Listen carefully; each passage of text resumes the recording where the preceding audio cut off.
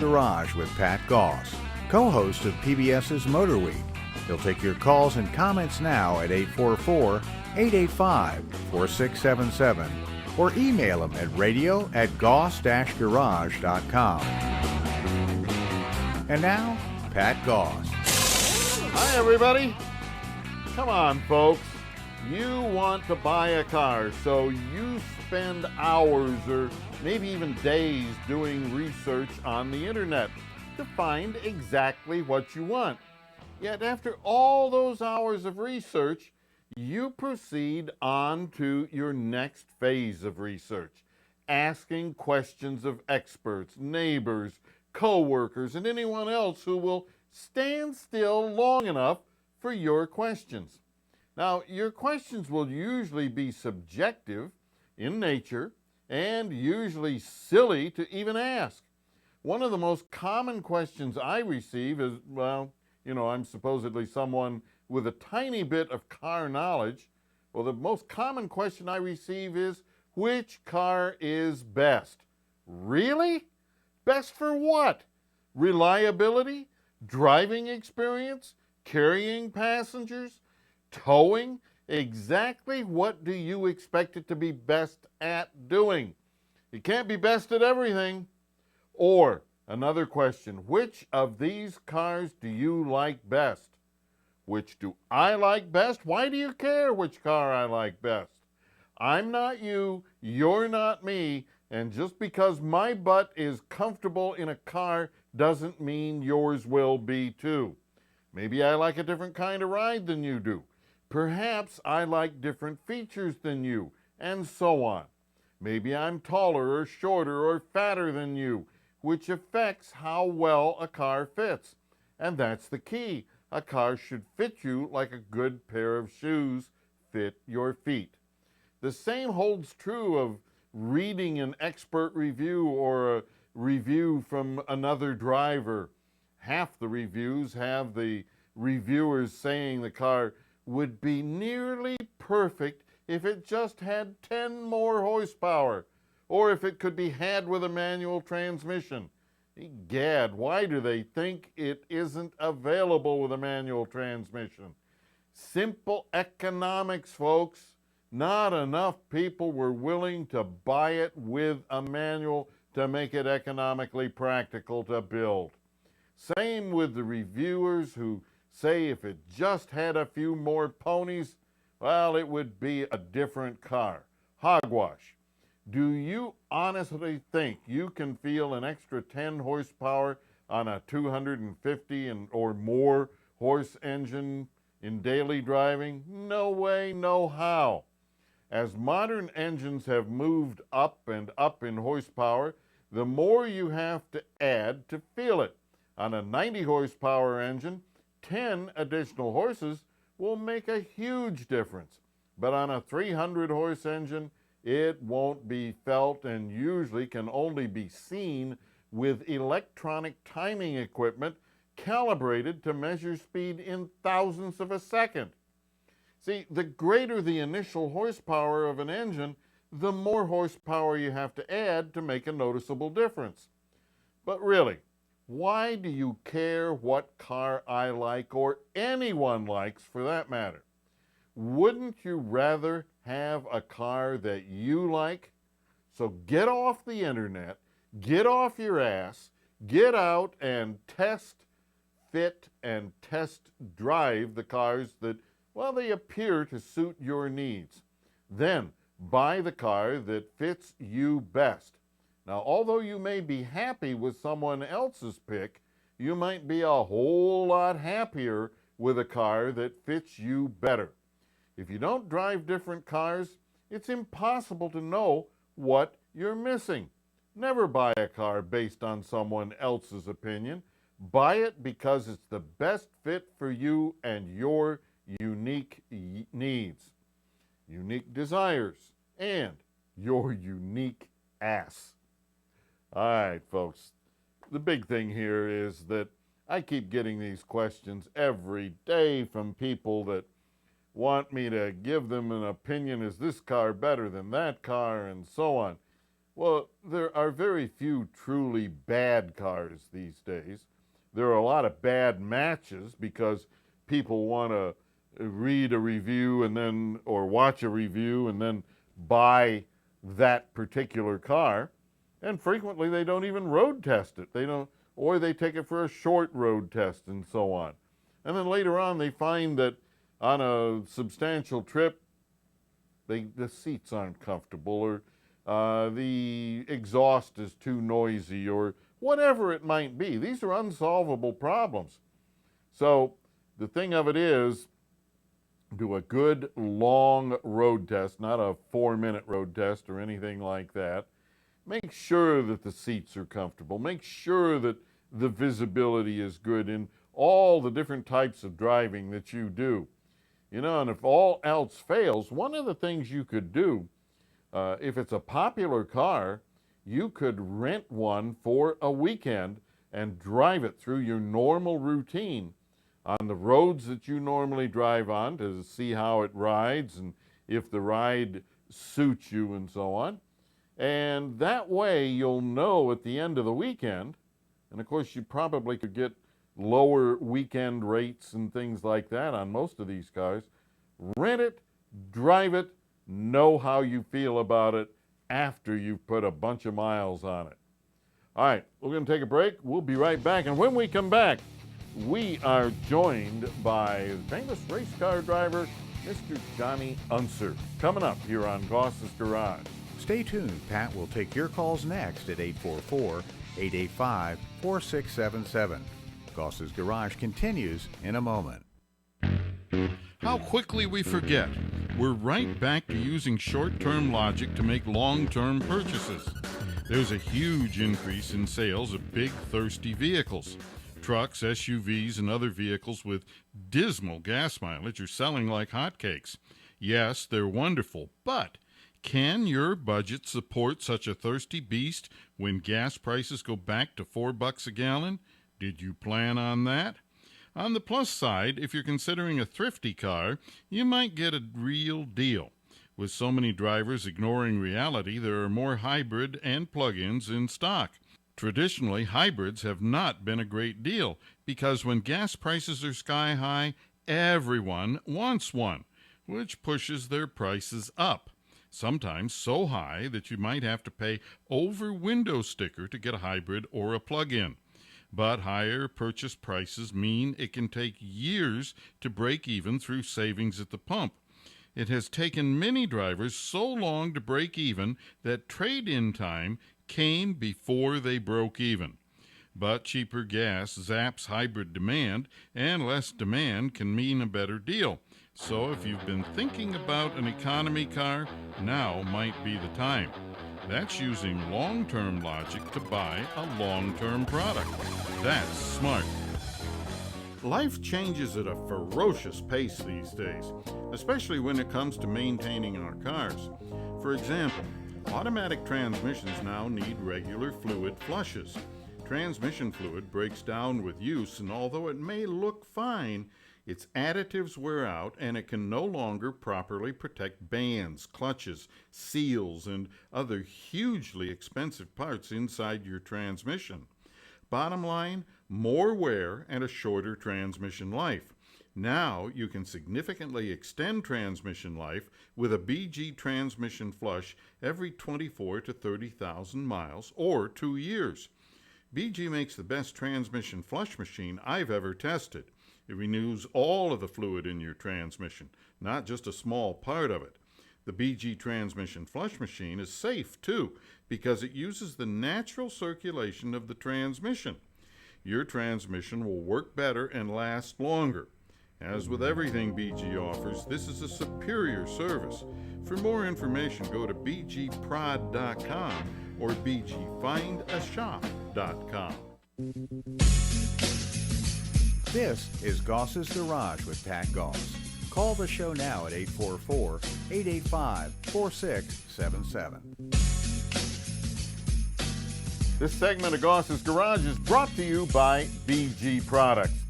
Please, folks, subscribe to Goss's Garage on YouTube, follow us on Facebook, and for more car tips, tricks, and money-saving ideas, visit goss-garage.com.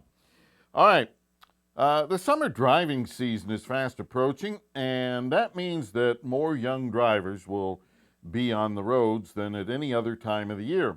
If you're a parent, are you concerned about distracted driving or about your loved ones letting you know when they've arrived safely at their destination? Now more than ever, it's important that young drivers have the tools and information they need to be safe on the roads. This morning, we are joined by the famous race car driver Johnny Unser and his daughter Lonnie Unser to discuss driving and safety advice, as well as the latest technology helping empower and educate young drivers. Johnny and Lonnie Unser, welcome to Goss's Garage. Good morning. Thank you for having us. Yeah, it's great to be here. Absolutely. Hey, as a former professional race car driver, what would you say is the most important thing drivers should do to make sure they're ready for the road this summer? You know, like you said, we're just heading into the summer season, and, you know, everybody across the country here is going to be putting millions of miles on their cars, traveling on roads, you know, touring the United States, going on vacation, doing whatever it might be. And the one thing that connects us to the road with our cars, our tires. And, you know, people just tend to overlook them. They're black and they're round, and we just don't pay much attention to them, but they don't realize how critically important they are. And Cooper Tire has developed an app for your phone called Tread Wisely, and it gives teenagers, young adults, I mean, really anybody, the tools that they need to take care of their tires. And there's some really simple things that you can do that this app will send you reminders to take a look at. And Lonnie can tell you a little bit about that some of the things she uses. Okay. Yes. So one of my favorite features, and I know it's my dad's favorite feature as well, is called I Got There. And I Got There enables me to take no time out of my day and my dad to feel good that I am safe. So basically how it works is I go into the app, I set a reminder for when I'm going somewhere, and I have already preset numbers and messages directly into the app. So say I'm going to a friend's house. I'll set the reminder, and when I get there, I only have to hit 2 buttons, and it sends a text to my dad saying I got there. Like I said, I love it because it takes no time at all, and he loves it because he knows I'm safe. Hey, I like that. Yeah, parents just, you know, we always want to know where our kids are. We're always saying, let me know when you got there. And the Tread Wisely app does just that. And then it also, really it focuses on 3 major areas that everyone needs to take a look at. And within the app, you can set reminders to do this once a month, was what we recommend. But that's to check your tread depth, inflation pressure, and overall condition of your tires. And so you can put reminders in the app, and you can look up on the placard of your door to see what your proper inflation pressure should be. A lot of people tend to look at the sidewall of the tire, which is not the correct place to go. Those are maximum inflation pressures. So anyway, you set your tire pressures, you put in your reminder, you get the reminder, you check your tire pressure, and a warning might come up in the app that says, whoops, you're low, something, you know. So it's going to save you money in the long run, too, because properly inflated pressures, you know, help that rolling resistance, and at the end of the day will save you money at the pumps. Well, you know, in addition to my radio and TV shows and stuff like that, I own a small chain of repair shops, and I can tell you that this is one of the most critical things that we see, because we monitor tire condition and tire pressure on every car that comes through every bay door in every one of the repair centers, and we find that over 80% of what comes through the door is somehow wrong, either improper pressure or wear or something, there's going to be a tire problem on over 80% of the cars. Yeah, that is an amazing number, and we've seen that as well on studies and so forth. But it's neat hearing it from someone that actually has some shops that see this happen time and time again. Okay, what is the most important thing for young drivers to know? The most important thing is to know how to take care of your tires. And like my dad said, the three most important things: tire pressure, tread depth, and the overall condition of our tires. And this app is also very useful because there's videos within the app that show what to do if you get pulled over by the police, what to do if you get a flat tire, and what to keep in your safety kit, and that kind of thing. So say I'm driving along the road and I get a flat tire. That's not the best situation I could get myself into. And so this app, in under 2 minutes, can show me how to change a tire, which makes me independent. I don't have to call my dad.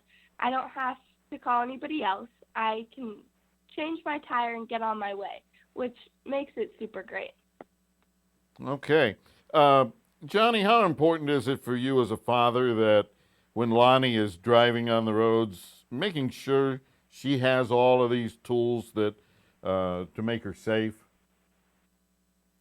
Well, it's huge. I mean, when she first got her driver's license, and we send them off, it's like, oh my goodness, what are we doing here? And we didn't have the app at that time, but now that she has that on her phone and she can share it with her friends, that's the neat thing about this app too, is all of these videos, the how-to videos, the I got there feature, it's all shareable, so they can send it to each other. How everybody is using their phones so much now. So to have this app on your phone, which is free, by the way, there's no reason that we all shouldn't have it on our phones. To have this information makes me feel a lot better when they're headed out the door. Johnny, one of the things as a race car driver, I think that the general public doesn't realize that no matter how much power, how effective the brakes, and how well a car handles or anything, the basic for everything on a car comes down to the tires.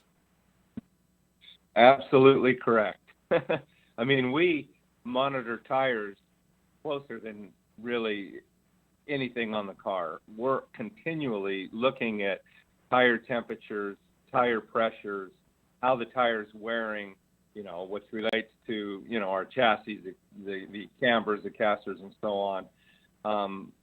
Because it makes a lot of difference. It makes a huge difference. Inflation pressures make a huge difference. How the tire is wearing makes a huge difference. And people don't realize that if they just go outside once a month or in the garage and just take an overall look at the condition of the tire, maybe you see a tire that's starting to wear improperly. And it would just be a simple trip down to the shop to your local tire dealer to say, hey, do I have something going on here? Maybe I hit a curb. Maybe I went through a big hole in the road, knocked something out of alignment. And at the end of the day, again, it's going to save you a lot of money because one tire that goes bad, it's going to cost you a couple $100 or whatever it might be. So very important to do these monthly checks and just keep an eye on your tires. Okay. Johnny, we're out of time. Where can our viewers get more information? Just simply download the app in the App Store or the Google Play Store. Or for even more information, you can visit treadwisely.org. It's a great app to have, and there's no reason not to. So I recommend it to everyone. Great. Thank you, a lot folks, for so having very us. much. I really appreciate it. Wish you all the best. Take care. All right. Thank you. Bye. Thank you. All right. Hey, folks, we're going to take a quick break here, and we're going to come back, and we're going to talk to Walter about a Nissan with a noise in the engine. Coming up right here on Goss's Garage. Operators are standing by to take your call for Pat at 844-885-4677. Goss's Garage continues in a moment. Think you'll get a deal buying a used car from an individual instead of a dealer? Possibly, but there's a good chance you'll get taken if you wind up dealing with a curb stoner. Curb stoners are low-life scum who buy cars with problems, cobble them together, roll back the miles, make them look good, and resell them. They usually claim the car belonged to a friend or relative, and there's a sad story about a death, financial woes, illness, or other tragedy. If you buy from one of these crooks, you'll probably get a great-looking car, but in poor mechanical or body condition at a slightly lower price. But you won't get a warranty or a good, reliable car. Curb stoner cars are often so bad they only have scrap value. There are curb stoner cars all over the internet, in nearly every shopping center and sitting along the road.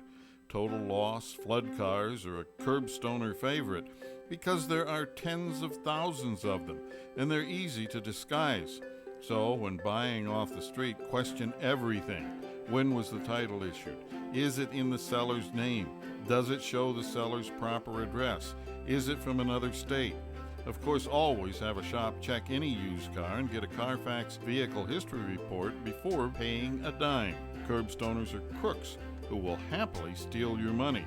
So be really careful. I get lots of questions about BG products, many about specific products or services like, is BG44K really that good, or are BG transmission, cooling system, and power steering flushes actually necessary? But most popular of all, do I use BG products in my cars? Well, the answer to all of those questions is yes. A regular schedule of BG flushes and chemicals will deliver the longest possible life from all the lubricated and fuel delivery parts on your vehicles. And do I use BG products? You bet I do. I drive nice cars, and I drive a lot. Plus, my live radio and TV shows mean that my cars have to be absolutely reliable. A no start from dirty fuel injectors or a failed transmission just isn't acceptable in my life.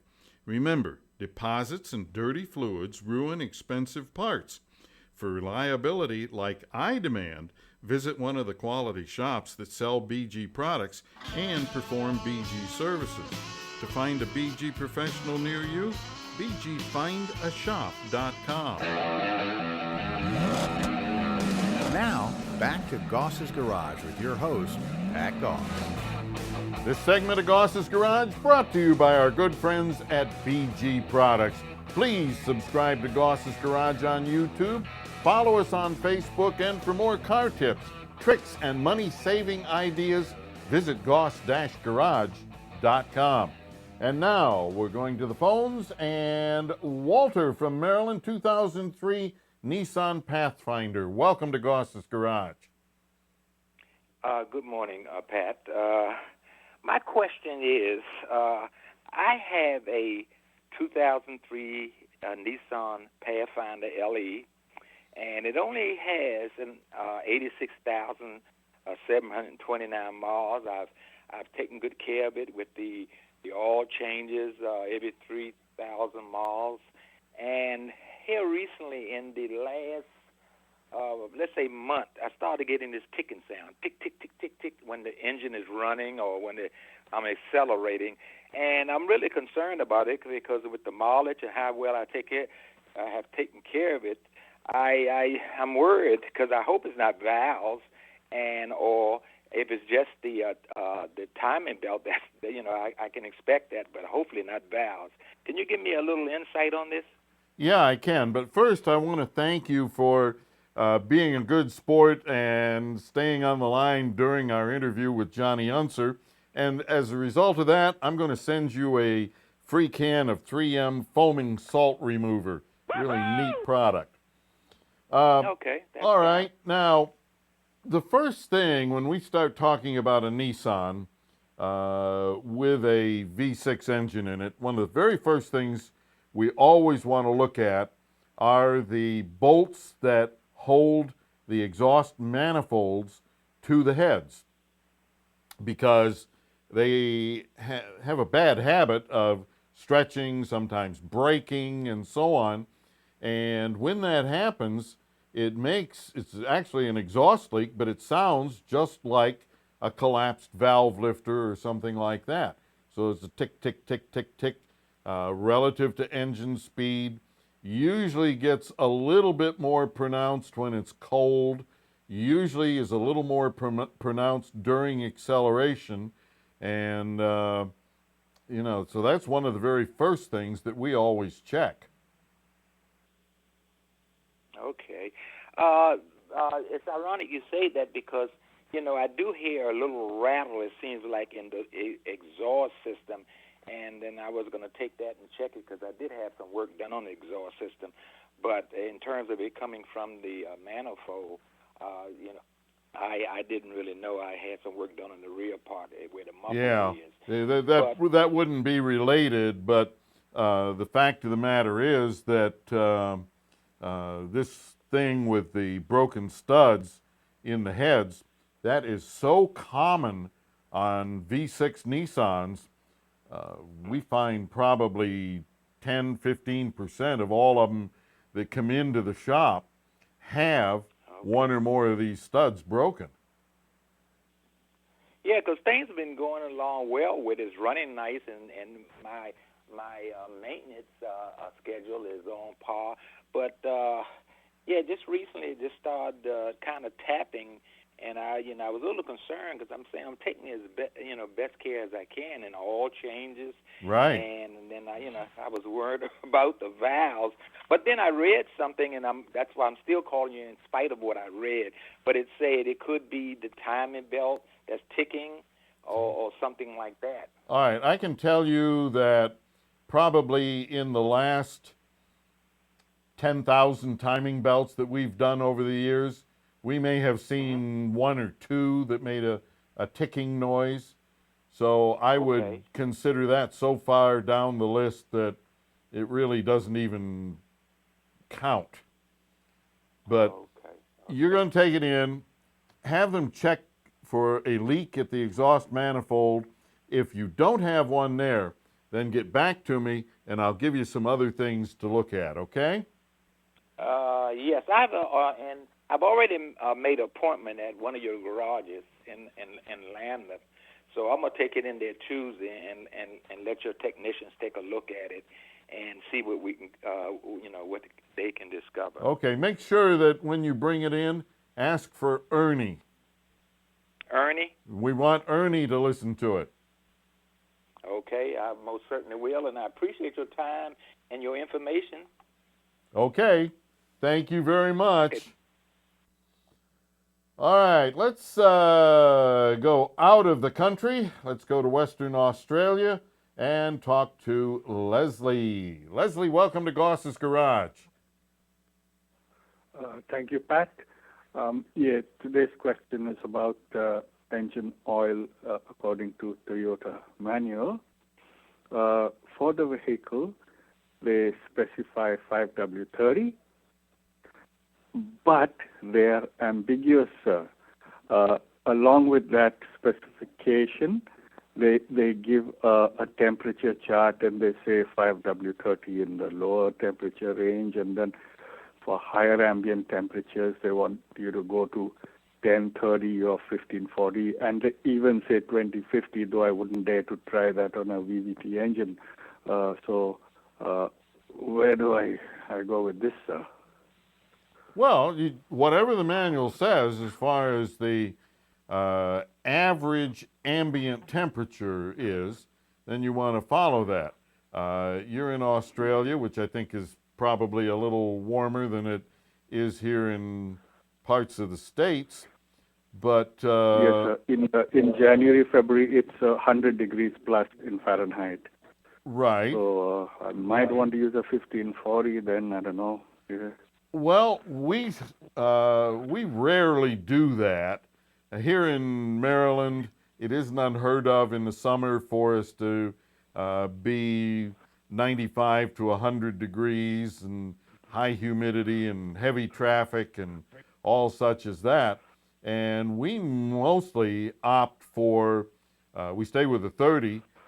We sometimes go to the 1030. Once in a great while, we might go to the 40 weight oil, but that's pretty rare for us. Yeah. So would it be okay to do 1540 in the summer and go back to say a 1030 or 530 in the cold Sure. winter when it's close to freezing in the morning, early morning kind of thing? Sure, no problems whatsoever with doing that. As a matter of fact, and okay with the variable valve timing, yeah. you know, the only way you know on an individual engine whether or not going to a 40 weight oil will affect anything is to try it. Yeah. If you try it and there's no adverse effect, you're okay. But if you try it and you get a check engine light or poor performance or something like that, as a result, that means that it has messed with the variable valve timing and you've got to switch it back. Yeah, my personal experience in a hot summer, sir, is that 1540 did do okay in normal driving. You wouldn't notice the difference. But if you're overtaking a semi on a dual carriageway and you put the boot in, as you're passing the semi, there's a little bit of stumble when you're doing about 70 miles an hour. I think that variable valve timing takes that little bit of couple of seconds extra, couple of more pulses from the computer to move those vanes to catch up, and otherwise it's. Well, this is an older Toyota. This is an 03, right? Yeah, 2003. Yeah. And they weren't as sophisticated as the new systems. And yes, in some cases you did feel a little bit of a stumble because there was kind of an abrupt change in the valve timing and so on. So that was not unusual in early VVT engines. Yeah, okay. So I'll stick with 530 or 1030 as much as I can, and maybe just in the hot summer months go to the heavier oil, just January, February, where it really gets hot here. Hey. Okay. And it's okay to go to and fro. Yeah, it's okay to go into a fro. To do what? It's okay to go to and fro between 1030 and 1540. Oh, absolutely. The only thing you really want to do is to make sure that you try to stay with the same brand if possible and so on because of differences in additive packages from one brand to another and things like that. But changing viscosity, not a big deal. Yeah. The only problem there, sir, is that 1030 is only available in semi-synthetics and as far as I know, and 5W30 is full synthetic. And if I want to use a full synthetic, then I have to go to a 040 or something. Then I have to switch between semi-synthetics and full synthetics, and that's another complication. I would prefer to use full synthetics, but in the viscosity range, it's not always available like that. I'll tell you that if you go to a lower initial viscosity, which we do here all the time, instead of 540 or 1540 or something like that, we use 040 because that makes it flow through the engine a lot faster and cuts down on startup wear. So in many cases, that's actually a plus, winter and summer. Yes. Okay, very good, sir. And do you have any opinion about Teflon-based oil additives? Are they good? Years ago, we tested a bunch of them and didn't see any benefits or anything. I don't know if they've changed or not. We use BG's MOA, motor oil additive, which is not Teflon or anything like that. Is it moly disulfide? No. Or titanium disulfide? No, this is not one of those kinds of things. What this is something that works with the additives in the oil. It fortifies the additives and gives you longer protection. It doesn't do miracles. Is it zinc phosphate? No, No, nothing of the kind. And I can't tell you what's in it because it's proprietary, and I don't know. Yeah. But the thing of it is, if you have a particular product you're looking at, go on the internet, see what kind of claims they make for it. The more radical the claims, the less likely it is that it's going to do you much good. So these things that promise miracles, you know, they just, most of them just do not work. Okay? Yes. Yes. Have you ever used Lick 50? That's kind of a bad subject here in the States because they've been in a lot of trouble over the years, and I guess the new ownership has straightened things out, but it's not something I use. Okay. All righty. Hey, folks, we need to take a break. We'll be right back on Goss's Garage. Stay tuned. Pat will take your calls next at 844-885-4677. That's 844-885-GOSS. Goss's Garage continues in a moment. Life changes at a ferocious pace these days, especially when it comes to maintaining our cars. For example, automatic transmissions now need regular fluid flushes. Transmission fluid breaks down with use, and although it may look fine, its additives wear out and it can no longer properly protect bands, clutches, seals, and other hugely expensive parts inside your transmission. Bottom line, more wear and a shorter transmission life. Now you can significantly extend transmission life with a BG transmission flush every 24 to 30,000 miles or 2 years. BG makes the best transmission flush machine I've ever tested. It renews all of the fluid in your transmission, not just a small part of it. The BG transmission flush machine is safe, too, because it uses the natural circulation of the transmission. Your transmission will work better and last longer. As with everything BG offers, this is a superior service. For more information, go to bgprod.com or bgfindashop.com. Don't fall victim to "it looks good, therefore it must be good." Like when thump bump you're tapped by another car at a traffic light or in a parking lot. You get out and look, and being a good person, yeah, right. You just don't want the hassle of calling the cops and your insurance company. Plus, you don't even see a scratch, so you let it go. That could be a minor to deadly mistake. What you see is purely cosmetic, but hidden behind the cosmetics are safety systems. Those hidden parts absorb and dissipate energy, and they may have been damaged in that tiny bump. The problem is that unless you have energy absorbers and crumple zones checked, they may not protect you if your car is hit again in the same spot. Most safety parts are one-time use, and that first minor bump may have used up a portion of their effectiveness. Then, in an actual accident, they're only partially effective.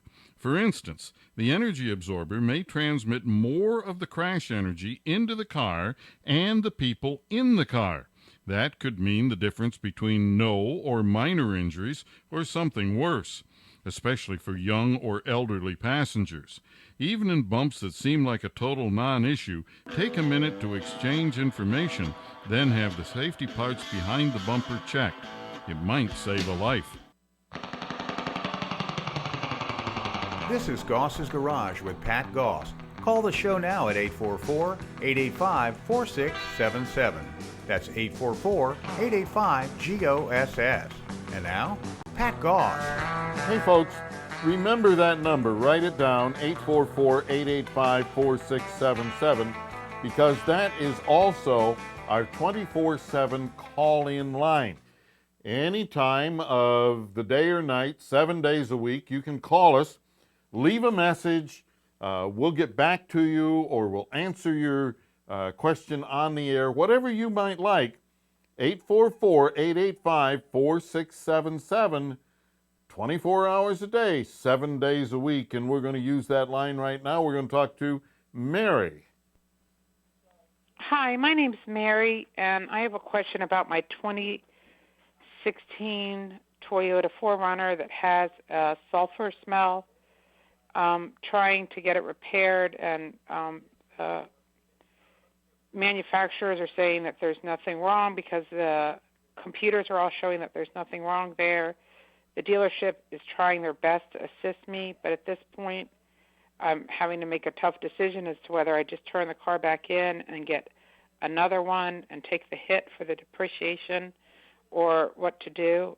If you could call me, my number is all right, Mary. 301 one of the things that we have to consider when we are talking about a sulfur smell from a modern car, and this is something Toyota over the years, Toyota and Lexus have had a huge problem with.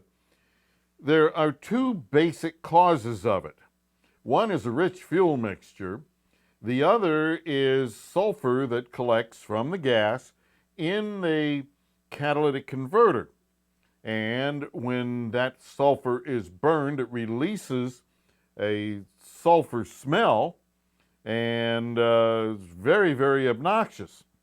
Now, the sad thing about this is that a lot of manufacturers are using codes or the lack of codes to avoid taking care of problems. Now, because of what is going on here, there isn't likely to be a code. So consequently, what I would expect is wrong with the car is that it has a bad catalytic converter. You see, in a catalytic converter, there are these noble metals like platinum and palladium and rhodium. Rhodium, for instance, is the one that helps to do away with that sulfur smell. So, in many cases, what we find is that there is a lack of rhodium. There isn't enough rhodium that got coated onto the ceramics and stuff inside the catalytic converter, and that allows this sulfur to build up and then be released as this obnoxious smell. So I don't know how you would go about doing it to get the manufacturer to agree to it, but it is a known problem, or was. We don't see too much of it anymore, but Toyota and Lexus in years gone by have had this issue.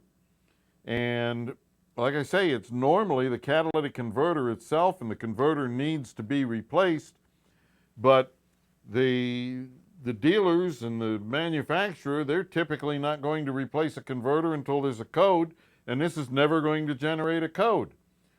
So you probably need to get serious with talking to Toyota to get them involved in this, and you may have to make some complaints, possibly to the Consumer Protection Division of your state attorney general's office or something like that, because this is, it's something they shouldn't be able just to say, okay, well, this is normal because there's no codes. Obviously, it isn't normal, and just because there are no codes present, that's like saying that you're going out in the moonlight to get a suntan. Doesn't work. You can't convert day to night. You can't say that there's no problem just because there isn't a code present in the car's computer. So you really and truly need to get serious with Toyota on this. All right.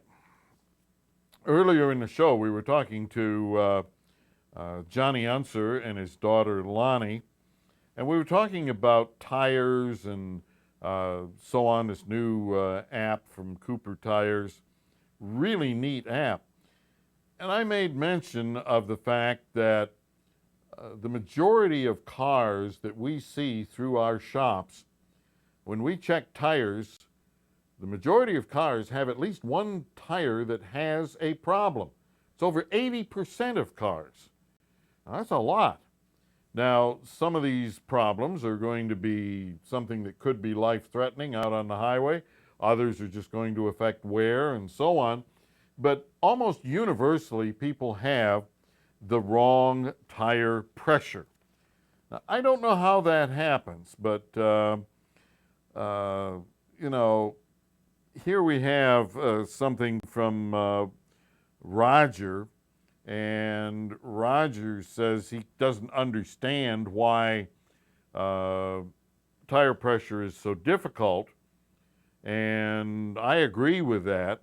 You see, on every car, and this is established by federal law, on every car there is a decal, and that decal is typically inside the driver's door, maybe on the edge of the door, usually on the body of the car. That decal tells you the proper sizes for the tires that go on that car and the recommended cold pressure. Now, what is cold pressure?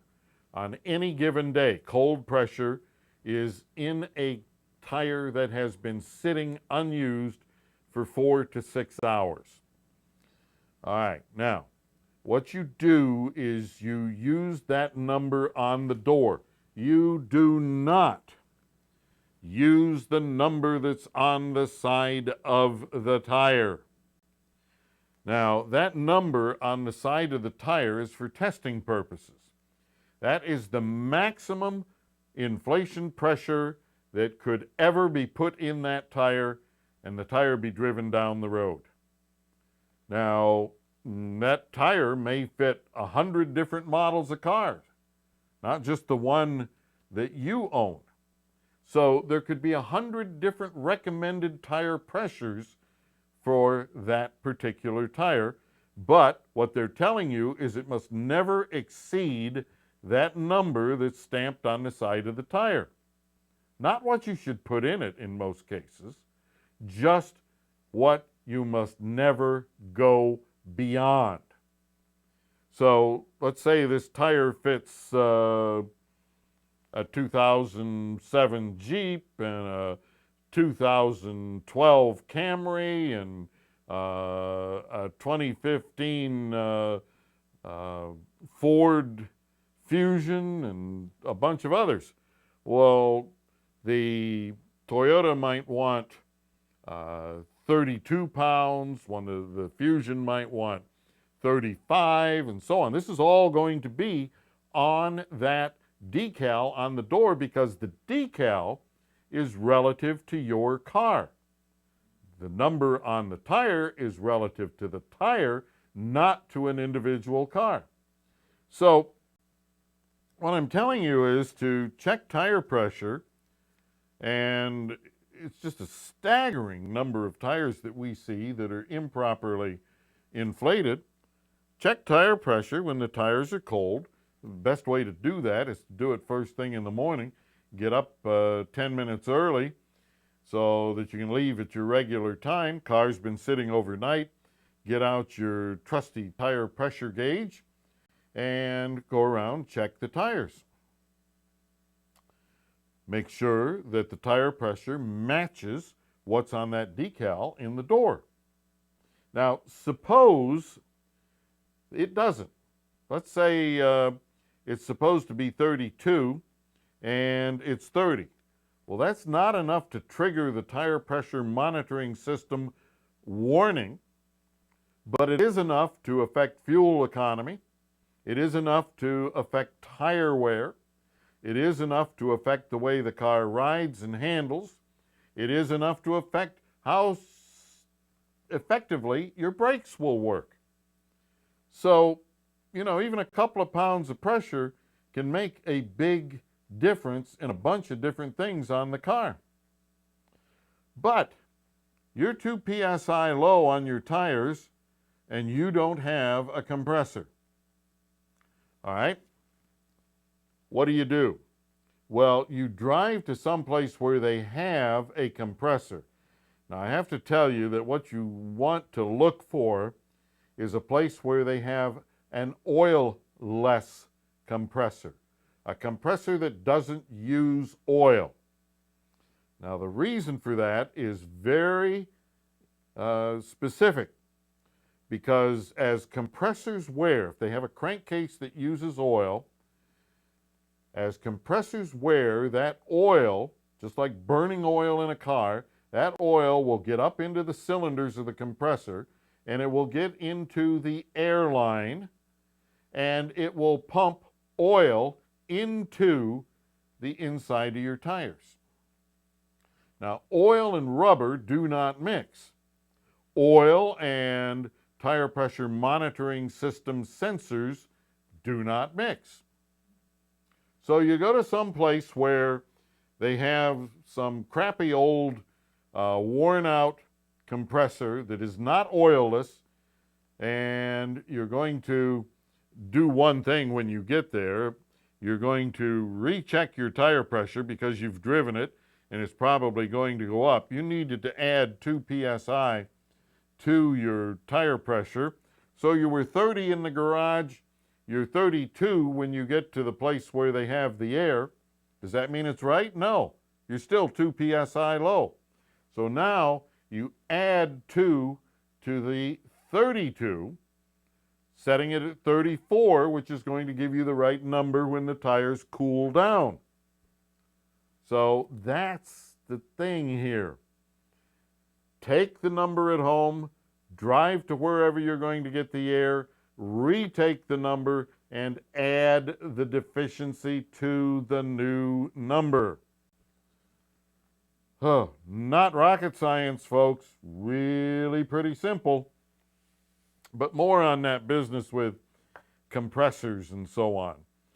See, another problem with compressors, and especially the ones where you put in a 50 cents or $1 and so on, is that air compressors, especially in the summer when there's a lot of humidity, air compressors tend to, they're compressing air, and as they compress air, they heat the air, and that heating causes condensation to accumulate. And we have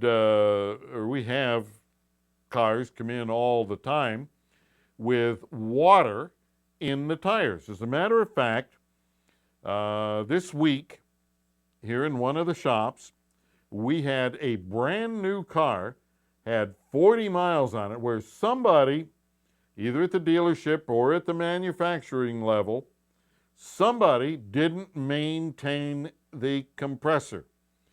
And there was like a quart of oil or water in each one of the tires. Now that water does a couple of things. Number one, it damages the tire pressure monitoring sensor. It additionally causes corrosion on the wheels between the rubber and the wheel, and often makes a wheel, especially an aluminum wheel, makes it completely unserviceable so that you have to replace it. So you have to consider that. So you want to make sure that whenever you put air into the tire, that you are dealing with some place where the tire pressure,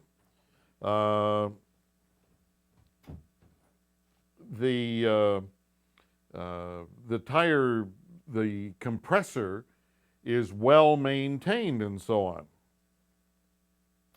on. So the whole thing here is that you're looking for a place where they maintain the compressor. It is oilless.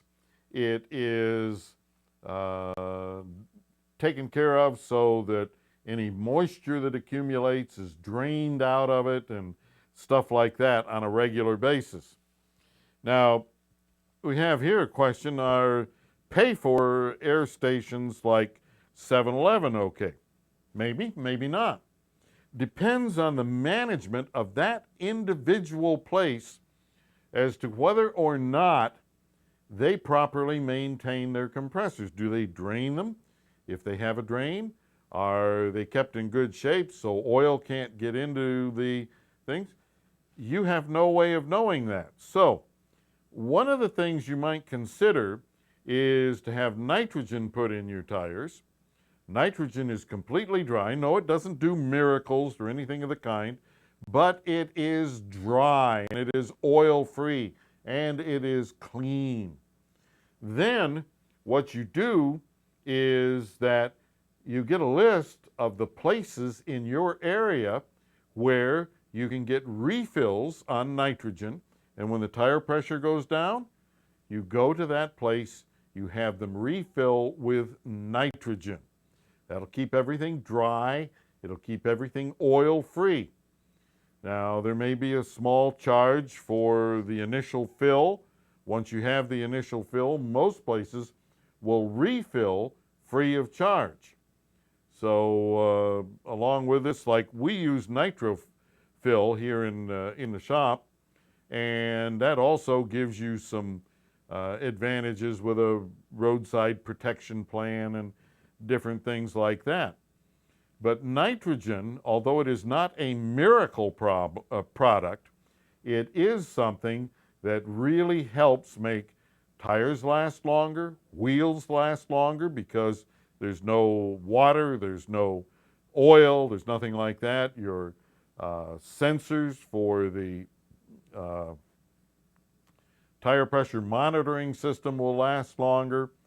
So nitrogen, high quality nitrogen, is the way to go.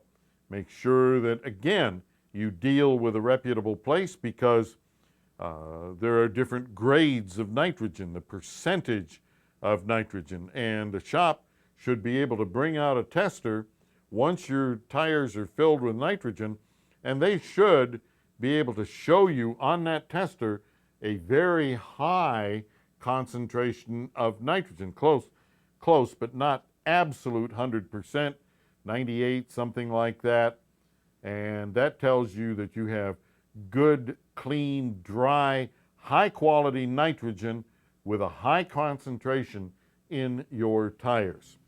And that's my bit on that. Folks, we have reached that time yet again. I want to thank you so much for listening. Thanks to Stevie McMillan, George Stockton for producing today's show. For everyone here at Goss's Garage, I'm Pat Goss.